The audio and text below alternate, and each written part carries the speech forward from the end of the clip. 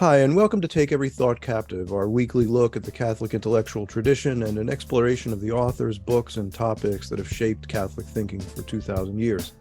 I'm Dr. Richard Bulzacchelli, lecturer in theology at Catholic Studies Academy, in for Jason Gale, and I'm joined this week by Dr. Benjamin Smith, our lecturer in philosophy. Today, we'll be looking at arguments for, of all things, political authoritarianism, both ancient and new. What exactly is authoritarianism? Is there a rational or moral case for it? Can it ever be a legitimate approach to governance? Dr. Smith is planning an article on this topic for his Substack, the Logos Letter, so I'm sure he's got a lot to say about it. As with many jarring ideas, I think we'll find that the issue here is a bit more complex than we're usually inclined to imagine. So before we get started, don't forget the basics: like and subscribe, hit the bell, leave your comments down below, and don't forget to share our content with your friends. And Dr. Smith, why don't you get us started on this discussion? Thank you. I appreciate it. I appreciate the opportunity to talk about this. I think it's an interesting topic. It's sort of like, I think we did a podcast on monarchism not too long ago, was sort of exploratory. Right. Although I think there's, actually more sympathy for monarchy than there used to be, maybe. There's probably less for authoritarianism, right? Right. It's just one of those terms that has a bad connotation to us, I think actually that I don't want to interrupt you right in your No, it's okay. initial thoughts, but as you mentioned, monarchy versus authoritarianism, I think in the mind of the typical American listener, the two are the same thing. Right, And, right. I don't think either of us would hold to that view. Yeah, so it's sort of tricky, and I think one of the things in political discourse that is difficult, right, is that the terminology can be pretty slippery, right? Yeah. And like I said, there's associations get made that maybe have some historical purchase in some periods, but then in others don't necessarily apply, or don't necessarily apply sort of theoretically, right? So I think it's a good place to start with this is to just begin with a definition, and I think a useful way for our audience would be to begin with a definition that distinguishes authoritarianism from liberalism, right? Very often in our contemporary discourse, those are sort of at odds. I remember during the Cold War, this is another distinction that would come out often. We would sometimes be allies, as the United States of America, with fairly authoritarian regimes, right? Right. I'm pretty sure that's actually not entirely in the past either. That's right. Yeah, good point. We would distinguish them. Now we just don't say anything. But I remember sometimes being told, well, they're authoritarian but not totalitarian, right? Which was an interesting distinction, right, on its own. But let's start with authoritarianism versus liberalism, right? So in liberalism, if you were just to take, say, maybe a useful but kind of rule of thumb kind of definition or description, would be any regime that promotes individual rights or prioritizes the liberty of the individual, right? Right. So it's not going to be necessarily a full-blown sort of libertarianism necessarily. That description allows for some variance, right? It also allows, very importantly, for different kinds of regimes. Sometimes we get these issues mixed up, right? You could have a liberal monarchy, right? Yeah. That's a theoretical possibility, right? Where you have the rule of one, but the way he rules is to emphasize the liberty of the individual. Yeah. Right. Similarly, you could have an aristocracy or a republic, right? Now, usually liberalism and a republic go together historically, but it's not absolutely necessary, right, to those go together. So again, sometimes we get issues of regime, that is the structure of offices, confused with these more substantive political questions, right? About what's the goal, right, of the state, right? Authoritarianism would just be, I think, again, good rule of thumb, the opposite of liberalism, in the sense that it would prioritize the political authority, right? That is the right to command and the expectation of obedience, right? So the right to command would have a much wider scope with an authoritarian regime than, say, a liberal regime, right? Right. Now, usually that would also go with, historically, that would usually go with it being non-democratic, that is, non-elected. But that's not, again, absolutely necessary, right? An interesting example would be the Islamic Republic of Iran, right? Which I would say is authoritarian and democratic, oddly enough, right? Yeah. I mean, it has within it a sort of aristocratic element with I think it's called the Guardian Council. But the Ayatollah Khomeini was a reader of Plato, right? But in any event, it is largely a republic. That is, they have elections and they're not fraudulent, right? They are legitimately an authoritarian republic, right? Right. That is, they have an assembly that has a lot of power, right?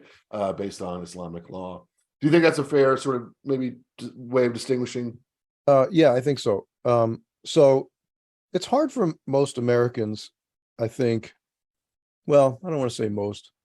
Well, here's what I would say. I think it's hard for most Americans to imagine themselves saying that authoritarianism could ever be good. Right. It does seem to me, though, that many Americans do think authoritarianism is good, even if they don't like the word. Sort of progressive authoritarianism. Sure, right, Yeah. where there's a very, very strong hand, right? Right. Now, is it possible? Here's where it may seem a little bit strange. Is it possible to have authoritarianism and a strong emphasis on some individual liberties? I hate to sound evasive, but I think it's a question of degree, really. There, yes, some, sure. I think, let me give you an authoritarian regime, say Pinochet in Chile. Is that right? I think he was the dictator of Chile for a long time. They had a military government. I mean, you could own personal property, you could buy your own car, you could kind of live where you wanted.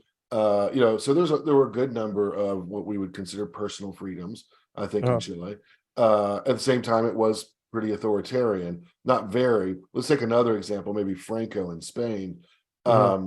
That's pretty authoritarian. My father actually visited Spain on a European tourist trip when Franco was, it was toward the very end of Franco's life, but Franco was still in charge. He said, it was noticeably different. It was definitely a military authoritarian regime.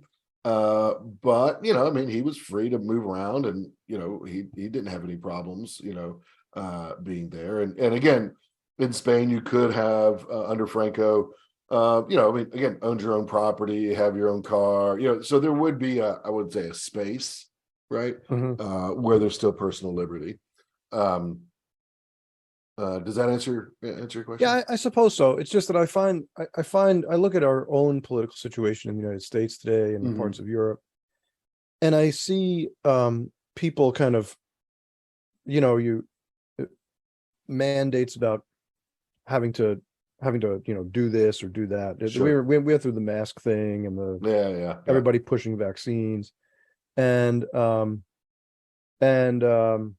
course we have in the political space in terms of politically charged issues, right?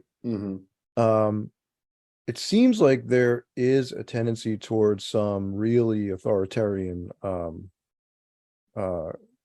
really authoritarian control. Sure. But at the same time, some of what it's doing is saying, you had better support, right? You'd better support this behavior that we want everybody to be free to engage in. Right. Yeah. So one issue I think that's interesting to think about, and sometimes, again, given the complexity of political discourse, these things sometimes get confusing. Hmm. In America especially, right? Our political culture, even if you're on the right or the left, it really doesn't matter about this, really is framed in terms of thinking about liberty and government, right? Hmm. That's just our political culture. Like that's the way we approach things, right? Hmm. And a lot of times, there's a sense that to be on the right is to be against political authority. To be on the left is to be sort of for political authority in the American context, right? Hmm. But of course, globally, it's not that way at all, right? I mean, Hmm. like if you can sort of imagine an authoritarianism that's not promoting evil, but it's promoting good, Hmm. right? Like so yeah, maybe there's a lot more command and control than maybe one might might might be to American taste, right? But Hmm. what they're commanding and controlling is actually good.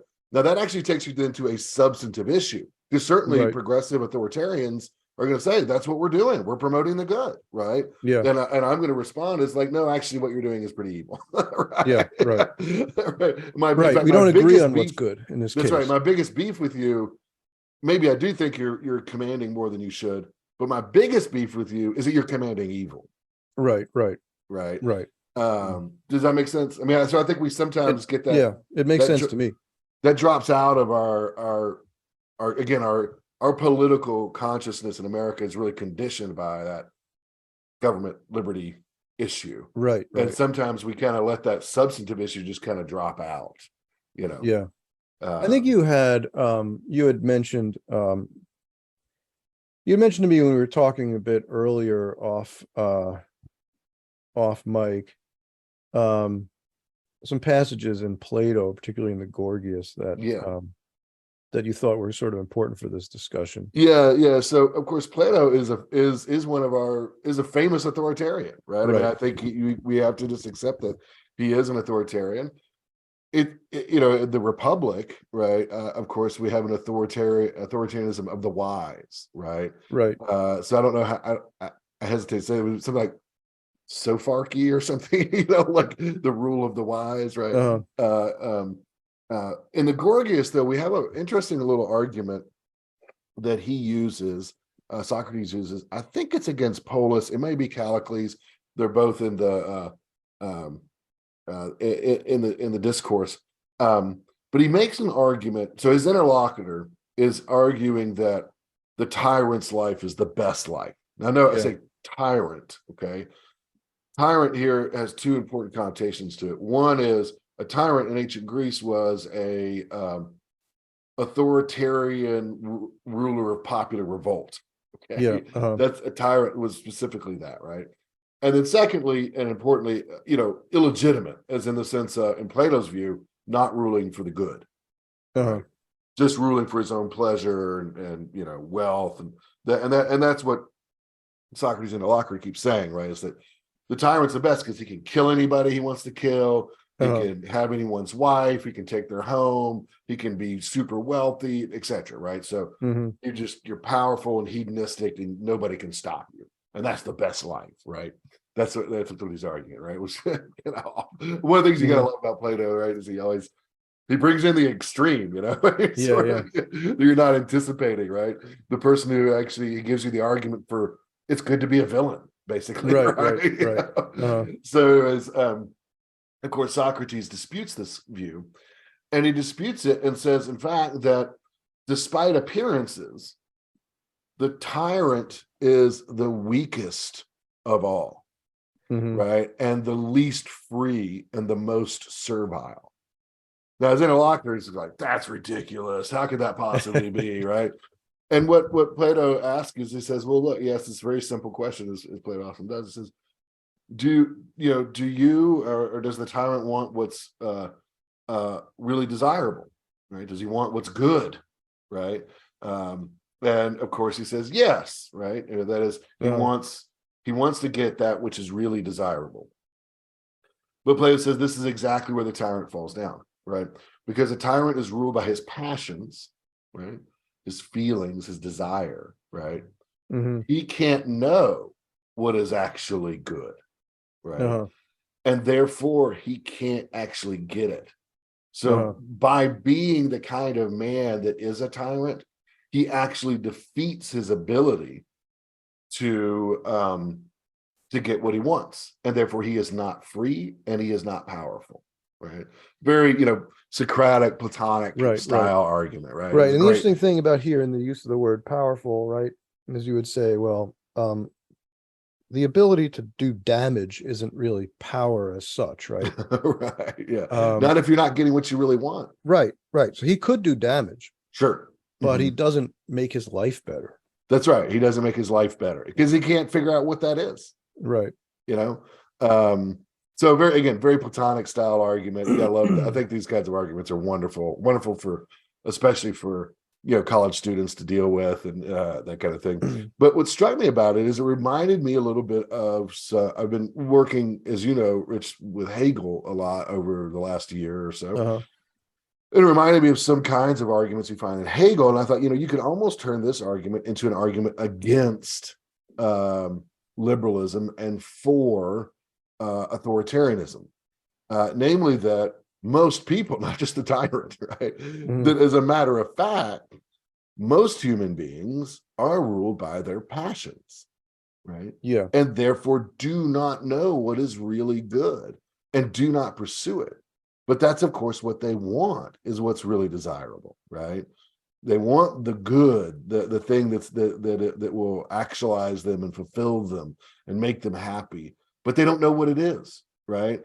Yeah. And so even though this is the tricky part, even though they're making their own individual choices, they in fact are not free, right? Because they're Yeah. Yeah. not getting what they want. Right? They're getting pseudo versions of it. They would Yeah. be freer in this situation if they were directed, right, by someone with better insight towards that which is really good. Yeah. Right. Now, I know that this sounds super arrogant to the average person, but Right. but the way I would sort of defend the thesis is to say, well, look at how we treat children. Right. We generally don't let children make life-altering decisions. We don't let them just have whatever they seem to be clamoring for at any given time. At the moment, yeah, right. Right? Because we know that they don't know enough to be able to govern their own emotions, right? They don't rule their own emotions with reason, with informed reason. And so if we allow them to just have whatever they ask for, we can be pretty sure that they'll ruin their lives. Right. Yep. So the question is, how do we get children to kind of arrive at a point in their lives where they no longer need to be governed by others, but can govern themselves? And if we fail to do that, what sort of government is necessary? Like, how do we treat adults if they never become really adults? Sometimes they get incarcerated. Right. That's right. I mean, there's example number one, right? Right. You're in jail. That's right. You're in jail, right? I mean, like, and that's an authoritarian regime, right? Like you what you eat, where you go, what you wear, everything, time you get up, time you go to bed, etc. Right? I mean, that's at the extreme, obviously, right? I think, yeah. I mean, so with adults, right, who can't manage themselves, right? I mean, this is the question is, and even the framers of the American Constitution, brought this up, self-governance at the political level is only possible to the virtuous, right? To those who aren't virtuous, actually, they may be making their individual choices, and in that sense, they feel like they're free, right? But they fall short of, I think, what I would consider self-governance, right? That is, they're not getting what they really want, which is happiness, fulfillment, actualization, what's really desirable, right? Right. Despite the fact that they have, we might call it liberty of choice, right? Yeah. And so in such cases, right, their exercise of their own wills is to their own detriment. they're better off, and it's more loving, right? You might say, right? To not let them control their own lives, right? But to have their lives, at least in large part, maybe controlled by others. Yeah, it's a hard saying, but yeah. It's a hard saying. I know, and it cuts against the grain. And I do want to say here, like, even if I speak strongly here, I say all this with some qualifications in my own mind, right? I mean, I'm not entirely endorsing all this, but I think it needs to be thought about, and I think it's worth considering, right? So let's take a situation where you had an authoritarian government that was for the good, right? Okay. So Right. we can say, it's Plato's Republic, whatever, something along those lines. Kind of what would that look like, right? Mm-hmm. Maybe just in broad terms, right? Well, I think in broad terms, the downside here is that this affects the virtuous as well, right? Because you can't necessarily, it's going to be very hard to maybe suss out, especially early on, who's virtuous and who's vicious, right? Or who's just mediocre or intemperate. Right. But what you're going to have is a system in which the authority, we'll call it the guardians or something like that, makes a lot of the decisions that otherwise might be made by the individual, right? So some examples, no pornography, right? That'd be a simple one, right? Just going to outlaw it. People who possess it, we're going to put them in jail, or we're going to publicly shame them. We're going to take pretty severe actions, right, against those who possess it, who distribute it. It will not be allowed on the internet. Again, anybody who's tries to make that, we're going to put them in jail. We're going to, it's going to be significant punishments, right? We're not going to leave you free to make that choice, right? Right. Similarly, might outlaw adultery or criminalize adultery. We might do things like install a curfew, right? Is why I like to say nothing good in public happens after 10 p.m.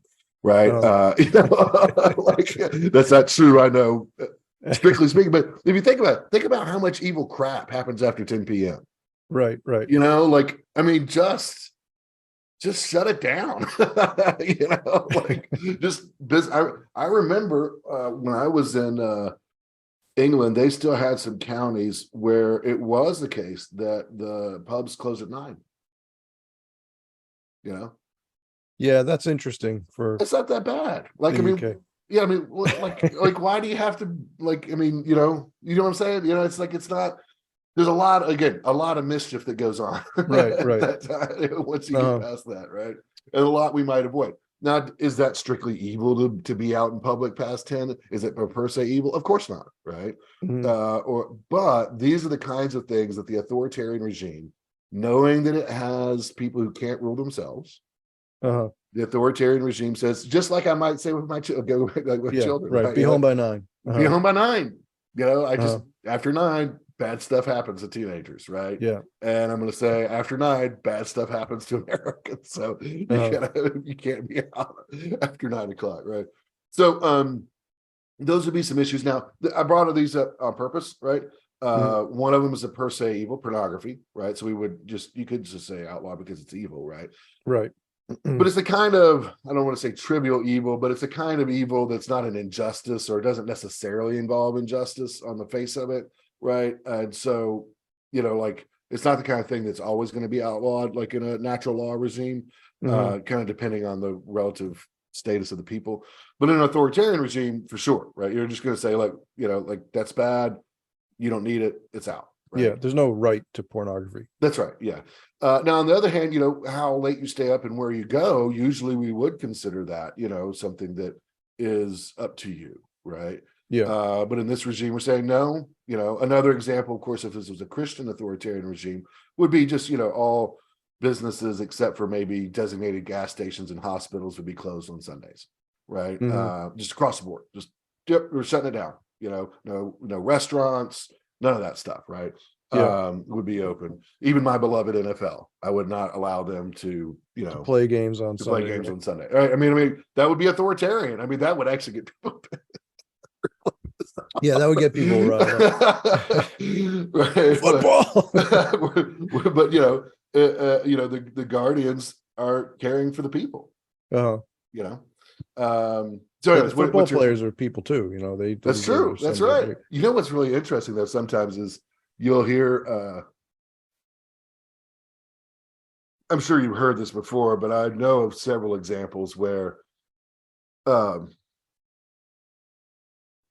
waitresses who have to work on Sundays have mentioned that they would just rather be home, right, than making that money. They'd rather just be home. Like, it's actually charitable, right? Yeah. When you think about the other side of the counter, right? Not just your side of the counter, but the other side of the counter, right?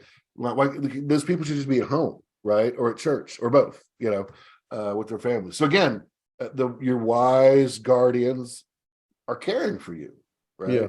And the counter argument would be, but they need the money, productivity, and the Sure. GDP.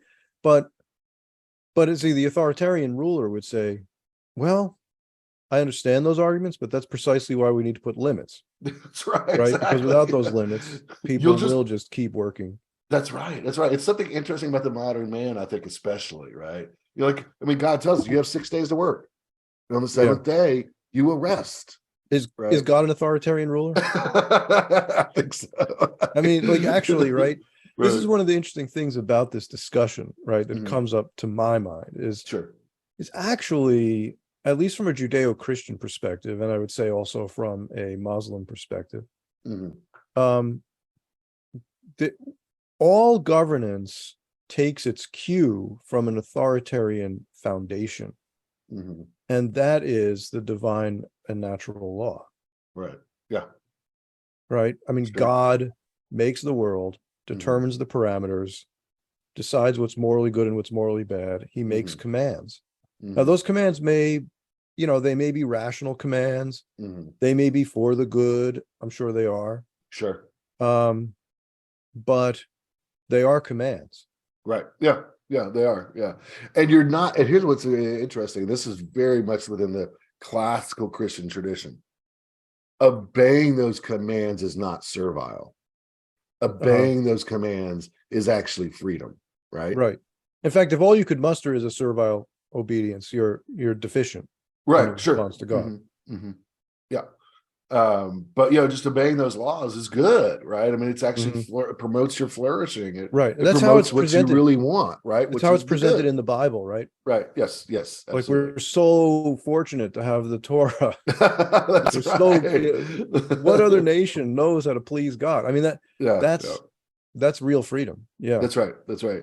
Yeah. So I mean, I think those examples, right, open up, right? I think at least as somebody who's grown up on, sort of the right in America, right? Of course, I have my own political culture and background is to be pretty wary with respect to authoritarianism. Yeah, right? Because it's so easy to abuse it. Of course. And I think that's probably one of the strongest arguments against it, right? But on its side, you can see how, if it's the case that we're like this, and I think it's arguable that we are and always have been, maybe to greater or lesser degrees, right? But we have a sense, like, we just can't help ourselves, I mean, I don't mean that in an absolute literal sense, but that we just have a tendency to run amok, right? And that the argument for authoritarianism is not that I want to deprive you of a good, but I want to put you in the best position to achieve the good, right? And by so doing, get what you really want. Now, Thomas doesn't exactly put things this way, but one thing he does talk about, Thomas Aquinas, is at least the possibility that a man begins to obey the law out of fear, but over time obeys it by custom, and then even rationally, that is, he comes to see the good in it. So he's not just Thomas says, when it comes to the unruly, all things considered, it's best that they just obey out of fear, right? I mean, Right. all things considered. You can't expect more from them. So that's right. Yeah. But, there's at least the possibility that long obedience might actually train them to where they, oh, yeah, like this is actually good, right? Mhm. It's good to get to bed early and not be out till midnight, winching and drinking, and you know what I mean? Like it Yeah. actually, I feel better and I'm more productive and I'm, like all this sort of thing, right? So I think, those are the kinds of arguments you might make for authoritarianism.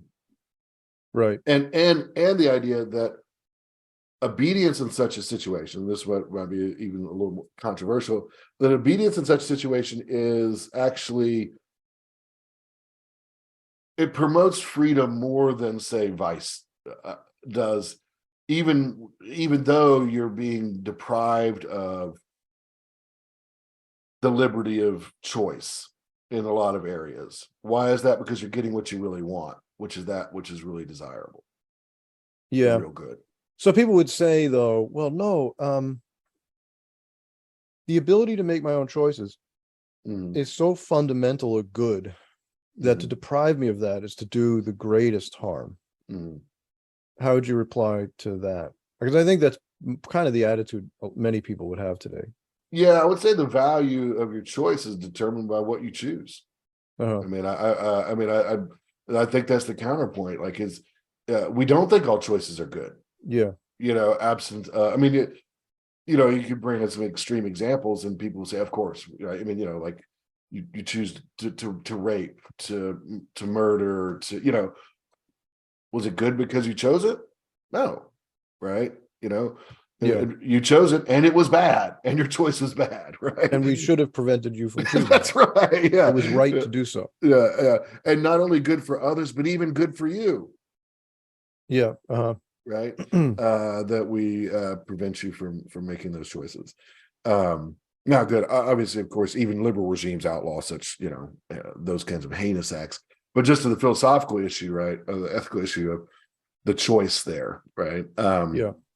I think those kinds of examples bring out that the choice, absent the object in the end, right, is not enough for moral analysis. So, right. So here's what comes to light. Okay, is that it seems to me there's no such thing as a society in which nothing is against the law.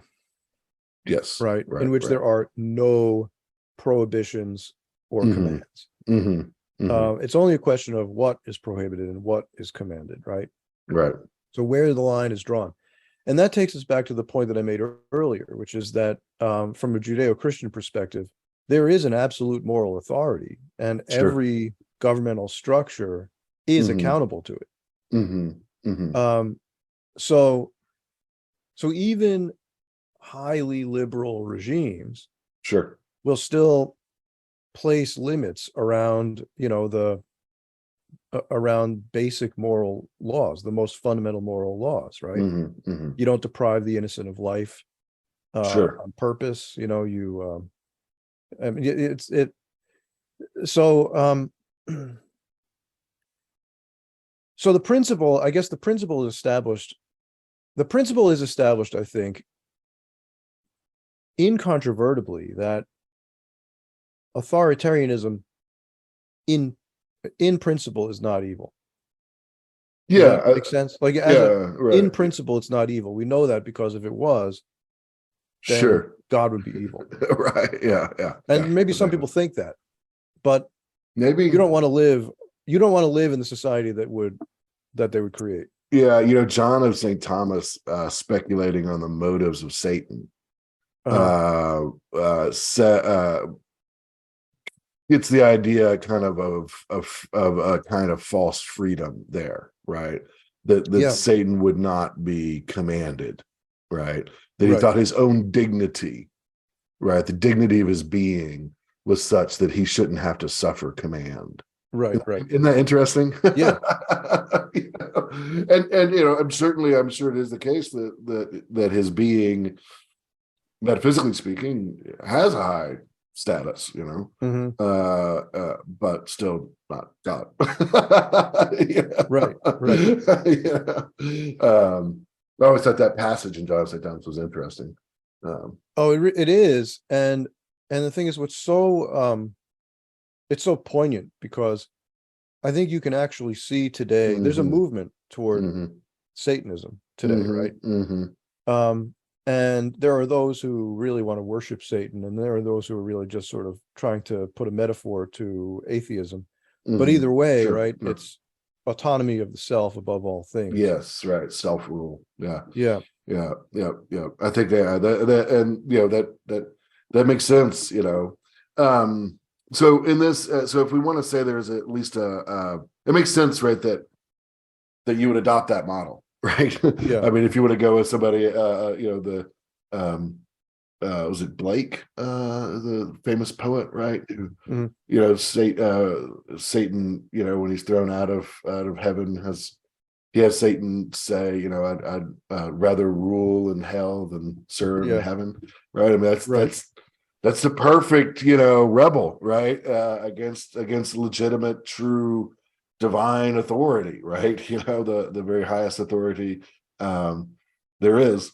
Now, of course, all of this is, so if we're going to if all of this is correct, right, we're going to hold it's at least possible, right? yeah, possible, right, to have, That we could have a rational authoritarianism, right? yeah, Um, and and that, a just authoritarianism. yeah, it would, yes, absolutely, and that in such a case, right, you would be, it would be good to be obedient to the state, um, and not contrary to your freedom, right? Let's put it that Hmm. way, right? Your genuine, authentic freedom. Um, yes, you Which, would. well, let's define that. Your genuine, Okay. authentic freedom. Mhm. Your capacity to pursue the true good, That's right. right? And to Yep. become the best version of yourself. Yep. Absolutely. Yep. Yeah. I mean, you would be doing that, right, under a rational authoritarianism that was just and good. Um, you would still be making the choice to obey the law, right? I mean, so there is still, choice there. Hmm. And if you're a virtuous man, you're right, you would be doing it for the sake of the good. You might Right. Because a virtuous recognize, man delights in doing the good, right? that's right. You might realize, look, yeah, I mean, it's not literally the case that it's a sin to be out after 9 o'clock, right? I recognize that, but I also see that the authority has created an environment that is overall for the common good, right? And that it is it's promoting these real goods, even though in itself being out past 9 is not bad, right? You would And think so of I it the way you choose might to think obey of it. you Right. would think of it the way you might think of paying reasonable taxes, right? You would be Right. like, Sure. it's not a confiscatory tax, right? Hmm. But I am losing money in Sure. taxation, but Hmm. I know that by paying my taxes, I have a fire department, I have a police Sure. force, I have a Right. military, right? Hmm. Hmm. We have roads to drive on, Yeah, and and I all think those another things are to the example would be, good, yeah, would be like traffic laws, right? right? Which are not per se goods or evils, right? According to natural law, but you should obey the traffic laws, right? Uh-huh. There is a higher level command, Yeah, right? I really Uh, love to drive on the left side of the street right now, that's but I recognize that it's good for everyone if I just drive on the right side. right, including myself, right? Uh, So I think that would be helpful. Now there is some bite. Yeah, I mean there is some pinch to this, of course, but I think in the sense that the scope of your own freedom, right, is the scope of your own individual choices, right, is going to be more limited or appear to be anyways, in some senses, right? But as again, it's not going to actually undercut or subvert your authentic freedom, right? uh, Your true freedom. What do you think about such a regime, Rich? I mean, no work on mhm. Sundays, businesses close at 9, no pornography, um we could come up with some other things. Yeah. Well, let me say, how about this? I think a really good one would be like, we just have 4 channels to watch, 5 channels to watch. We don't need more than 5, right? And that they all go off at 10 o'clock. Right. There's no like watching TV in the middle of the night. That's right. Yeah. Like, we don't need it. It's bad for us, and we know it's bad for us. Good. So here's what I would say in response to that. I would prefer a society in which such measures were unnecessary. Okay. I don't really have a problem with the illegalization of pornography, but I mean the restrictions on when I'm out, how many channels are on TV, that sort of thing. That seems to that's pushing a lot further than I think is really ideal. But here's the problem is, I look out the window today and it does seem to me obvious that very many of, this is going to sound really arrogant, but hey, you're listening to us. You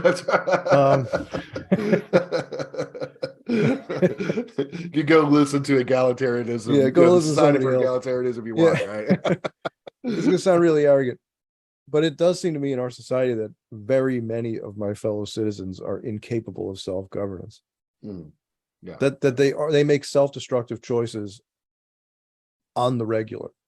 And like that's probably more normal than unusual for many, at least in the big questions. Are they leading their lives in such a way as to become better people, or are they becoming more vicious in the way that they make their choices? I think, look, if you don't see that our society has been trending toward vice, right? I mean, let me just put it that way, right? Is our society trending toward vice? Right. I think most of our viewers would probably say that it is. It has been for a long time. Yeah. And now, does that mean that I want to just enact an authoritarian regime? I'm not really endorsing that. I'm just saying, if you don't want one, how about that?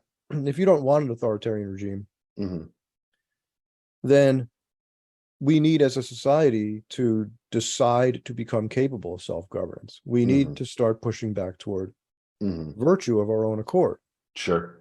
Yeah. Now, there's a really dangerous thing here too, though, right? And that is, just because you get an authoritarian regime, like we said, in principle, an authoritarian regime could be good. Right. Yeah. Right.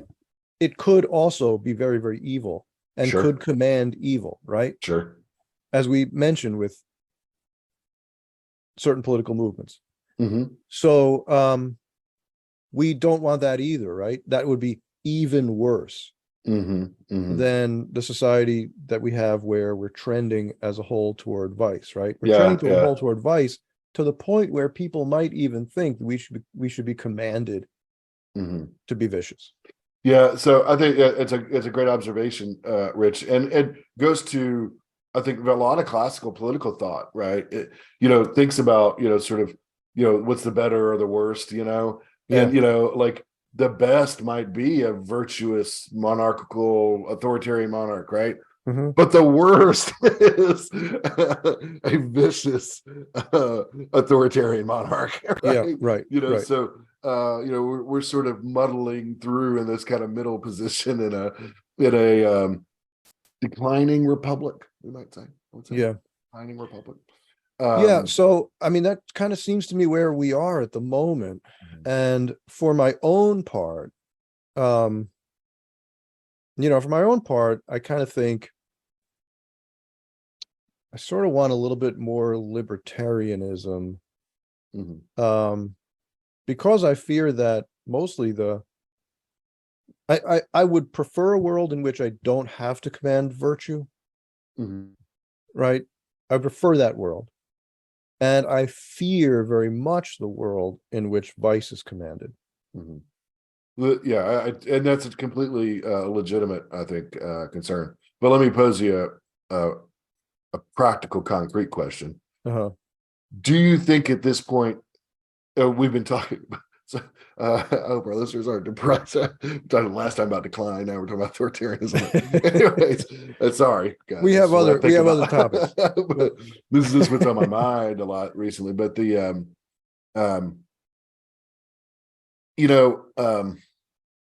do you think it's possible to restore a genuine republic in the United States of America at this point? And then a second question is, are we inevitably going towards some version of authoritarianism? Mm-hmm. And the question is, it's just either going to be a authoritarianism of the left or the right. Yeah. So those are two questions. Yeah, that's a great question. We should, before I even begin to formulate a response,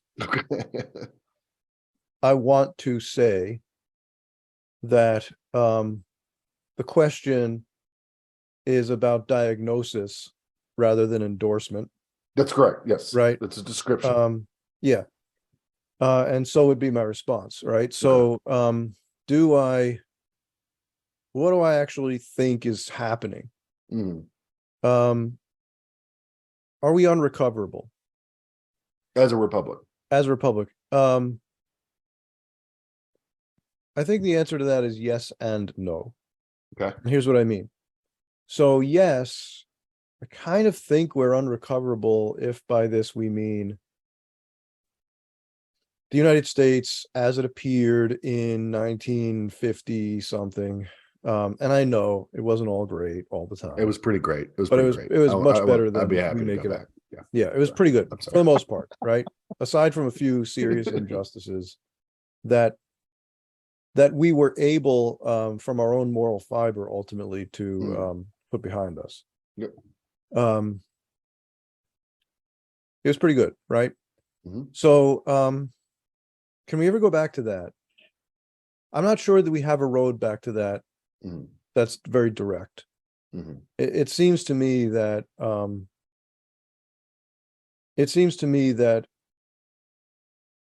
the structure of this country is going to have to become much more loose. The federal structure, right, is going to have to become much more loose, with states being more independent of other states. I got you. A reduced role of the federal government. If in fact we are to see any sort of virtuous republics. Yeah. Okay. So I think what we'll find is in that structure, we'll have a number of virtuous republics and a number of really vicious ones. And maybe they won't even really be republics. But they'll all be sort of politically united in some way, not necessarily a complete dissolution of the union, but something just very different from what. Yeah, very decentralized. Yeah, very decentralized. Yeah, so that's interesting, Rich, because I mean, for some years now, that's been my best case scenario as well, right? Thinking about the like the United States, that the best case scenario where republicanism, and I mean that small r, could flourish, right, would be at the state level, and you just sort of minimize the federal, as much as possible, right?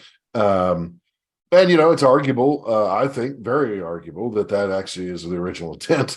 I do. I think it is actually. I think that is the original intent. Yeah, but they didn't have, the founders didn't have a lot of faith in the federal government to bring about the kind of virtuous unity that people might want.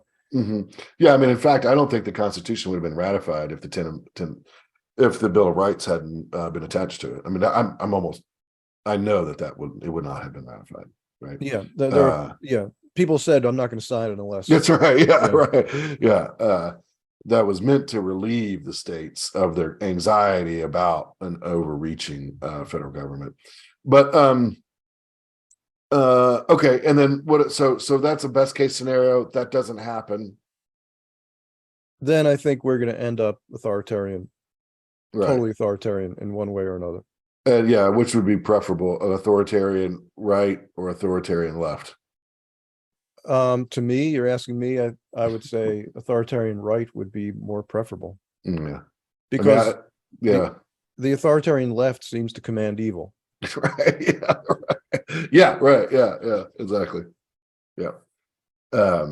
So it's interesting. I mean, obviously, like you said, that's not an endorsement of that, right? I mean, but you're just sort of Yeah, thinking it's through. not what I want. It's not what you want. Yeah. Right. Yeah. But you're thinking through the possibilities and, you know, Right. And I'm not even sure that it would be good. Even an authoritarian right solution, I don't think is really good. And the reason I don't think it's good is because I know that we live in a fallen world. And how can I put this? I think we've got plenty of evidence that people who want to govern from the right, even if objectively they endorse a number of goods, right? mhm. They're not infallible. No. They're not beyond reproach. Mhm. Um, and so, they also will endorse some evils and Mhm. Get things wrong. get things wrong, right? Mhm. Catastrophically so. Mhm. There could be a lot of injustice. Mhm. I just think it's the nature of fallen humanity that Mhm. so to me it's sort of in God's wisdom, right? Mhm. That when, to the extent that he gives over the responsibility of governance to the human community, Mhm. um, he I think he really does not envision that we try 100% to mimic the way that he governs Mhm. the universe, Mhm. right? But that we try to find other ways of aligning ourselves to the goods that he commands, Mhm. that are more suited to the kind of beings that we are. Mhm. And to me, it just seems unlikely that an authoritarian form of government, let's say a hyper authoritarian form of government, Mhm. is going to be that means. Mhm. So, looser reins. I guess I see that depending upon the state of the culture, right, the Mhm. reins will be looser or tighter. Yeah. But if we become completely incapable of governing ourselves, Right. unwilling to do the good, right, Mhm. then then you can't. I mean, you're not capable of governing yourself. You have to be governed by someone else. Sure. That's the framers were very upfront about that. Yeah, yeah, right. Yeah, and that goes, I mean, again, a very classical construction, right? If you're not Yeah. capable of governing yourself, you have to be governed by somebody else, right? I think, yeah, I mean, it's a two-edged sword, right? Definitely. I mean, and I think you've articulated that well. It seems to me that human fallenness and depravity both justify authoritarianism in some cases, Uh-huh. but also make you very concerned Wary about of it. authoritarianism. Right? Like it cuts both ways, right? Like, you can see like that our fallenness is such that, there might be some reasons for having an authoritarian setup, but the same fallenness also makes me worry about giving that much authority, right? Mhm. To somebody, because more than likely they're going to use it for ill. But yeah, I mean, I think I think it's good to think through those things. I think you do. I would say, just from a philosophical perspective, it has to be conceded that authoritarianism is at least potentially legitimate Mhm. uh, in some cases. Um, and whether that is now or not, or whatever particular historical circumstances is a second question. But I think you at least have to grant that it's, at least in principle, um, possibly good, and that it doesn't necessarily subvert authentic freedom. Yes. At a practical level, it seems that it often does, though. Yeah, maybe. Would you say, maybe we can close with this here, that I don't know if I'd say most, but historically, that most or many Christian monarchies were authoritarian? Yes, I think that's fair to say. however, here's what it seems to me to be the case. Mhm. There were practical limitations placed upon the reach of the monarch, Sure. and so, and I think there were expectations that, there was a certain purview of the monarch's authority. Beyond that purview, Mhm. it was unbecoming for him to attempt to reach, Sure. right? I think that's correct. And so that placed limits wherever that purview was.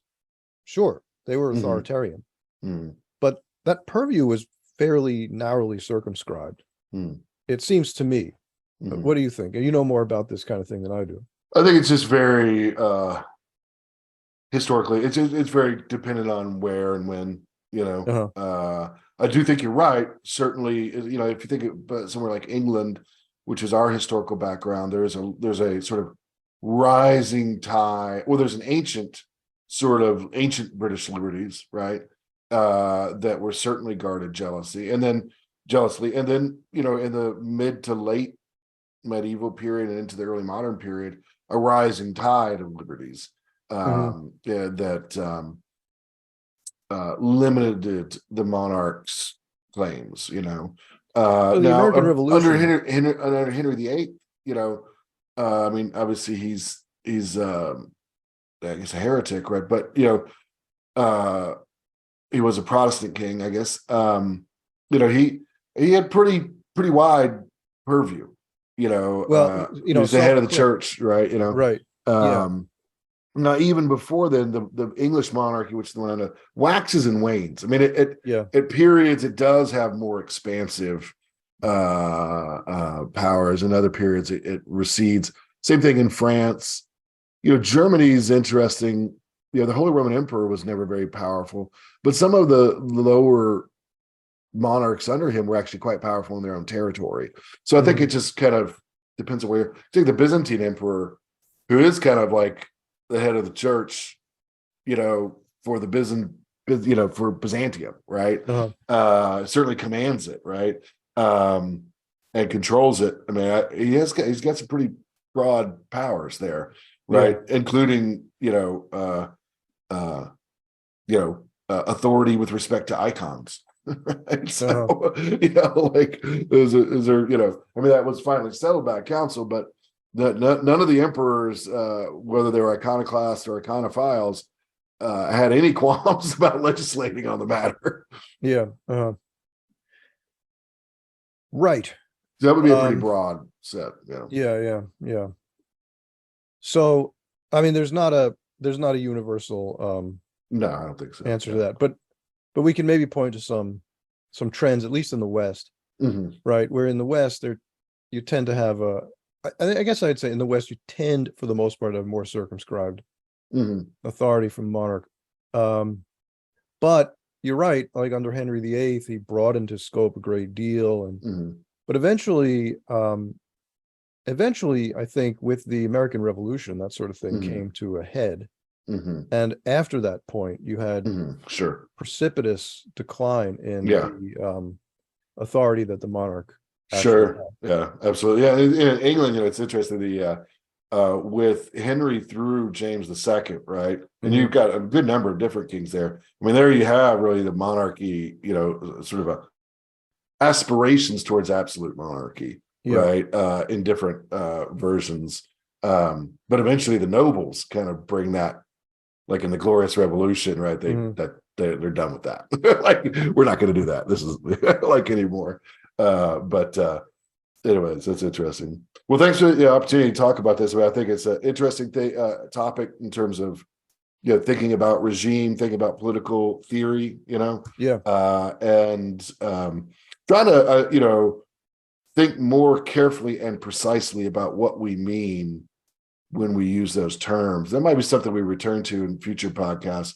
Like, what's the difference between an authoritarian regime and totalitarian? Those sorts of things. Like I was talking about earlier. Right, because they're not necessarily the same thing either. And correct. And the and let me just say, Dr. Smith, your Substack, the Logos Letter, is a great place for people to go to to think more precisely about these sorts of things. Yeah, good. Thank you. I've enjoyed, working on those things there. So,